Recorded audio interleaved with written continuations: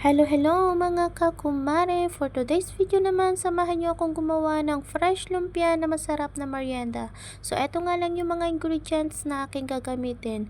Patatas, repolyo, carrots, kunting giniling, sibuyas, at eto nga aking homemade na fresh lumpia wrapper. Since wala akong makitang fresh lumpia wrapper, kaya naman gagawa ako in my own version.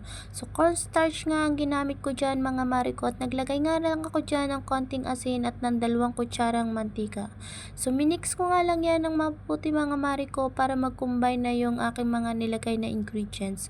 So, nag-add nga rin ako dyan ng 2 egg mga mariko, kaya naman ganyan yung naging kulay niya.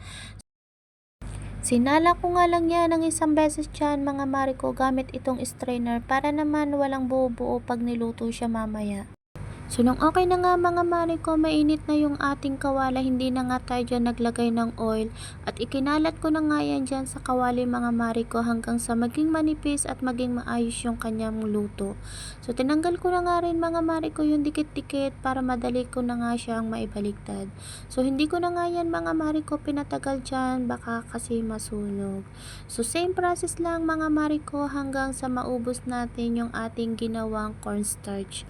So, kung nakaabot ka nga sa video na to mga mariko, please follow, like, and share para naman updated ka pa sa mga susunod nating mga upload na video.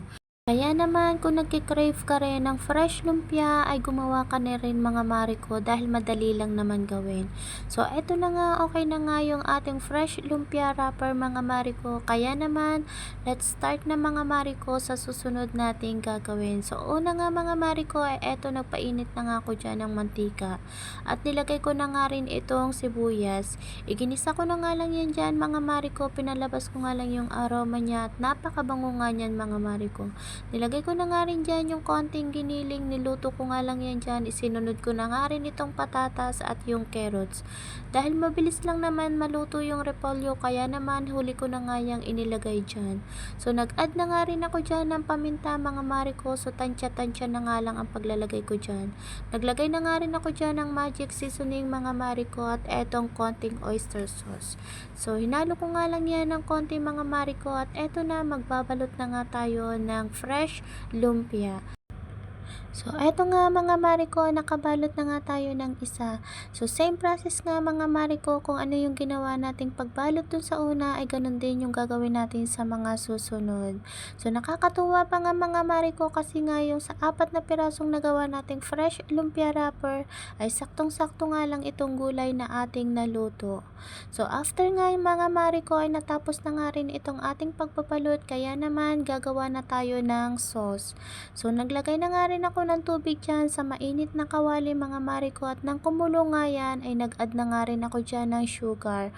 White sugar nga yung available, kaya naman yan yung nilagay natin.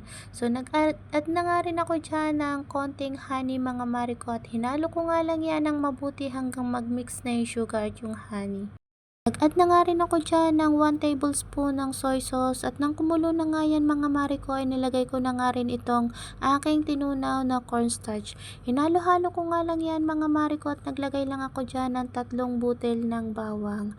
So nung okay na nga mga mariko, luto na yung ating sauce, ay pwede na nga yan nating ilagay dito sa ating nagawang fresh lumpia.